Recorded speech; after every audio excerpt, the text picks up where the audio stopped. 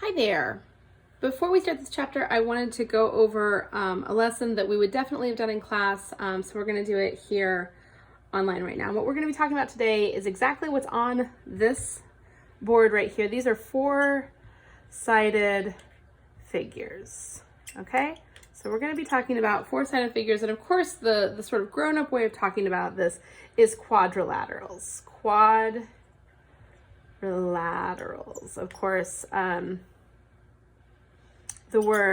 the Greek root or Latin root or whatever, quad meaning four and lateral meaning side. So it literally means four-sided figures or four-sided shapes, okay? And so within quadrilaterals, all of the shapes that we're about to list are quadrilaterals. That's why they're in the quadrilateral box, okay? And then I'm gonna make a circle. Inside that box, I'm gonna make a little oval down here, okay? Because the quadrilaterals from there start to break down because, well, you'll see here in a minute. So the next word I'm gonna write is parallelogram. Now, a parallelogram is a quadrilateral, but what's special about it is that it has two sets of parallel lines. So it has to have, if it has two sets of parallel lines, it's a parallelogram. If it doesn't have two sets of parallel lines, if it only has one set of parallel lines, it's a trapezoid. That has one set of parallel lines. Parallelograms have two sets of parallel lines, but beyond the trapezoid, or the parallelograms and the trapezoids, we can break this down even further. So I'm going to draw a Venn diagram inside this, okay? And so on one side of this, I'm going to put the rectangle. Now, what makes a rectangle special is not only is it a quadrilateral and a parallelogram because it has four sides and two sets of parallel lines, it also has four right angles, okay? And then the other side is going to be the rhombus, which is not only a quadrilateral because it has four sides and a parallelogram because it has four right angles. The rhombus has four sides the same, okay? And then in the middle, the one that shares both of those, we're going to have our square. So a square, oh, I just totally messed up all of that. Sorry about that. Pretend like that didn't happen.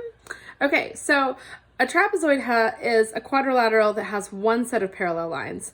Parallelogram is a quadrilateral that has two sets of parallel lines. Rectangle has two sets of parallel lines, four sides, and four right angles. Rhombus has four sides, two sets of parallel lines, and four sides the same length.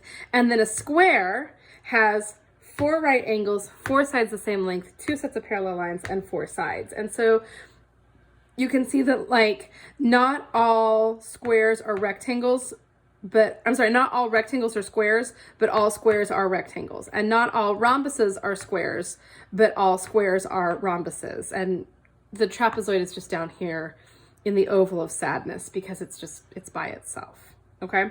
And so if you're looking for some, like, examples of shapes for these guys, the quadrilateral would be like just any shape that has four sides but is just kind of wonky when it comes to, like, the number of angles or whatever. You can see none of these lines are parallel, none of them are the same length. The trapezoid, I'm going to draw it outside the trapezoid, but that's the one that looks like this. So you've got this line is parallel to this line, or like this. This line is parallel to this line. Parallelogram, usually the shape we draw is, I draw it like this, and then you go like this. So this line is parallel to this line, parallel to this line. Rectangle, you've got four right angles, and you've got this line parallel, this line parallel.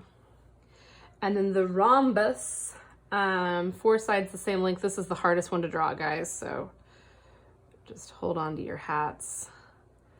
It's probably not not too bad. So in theory, these four lines would be the same length, and then this is parallel to this, and this is parallel to this. And then we all are familiar with the little square. Four right angles, four sides the same length. There you go.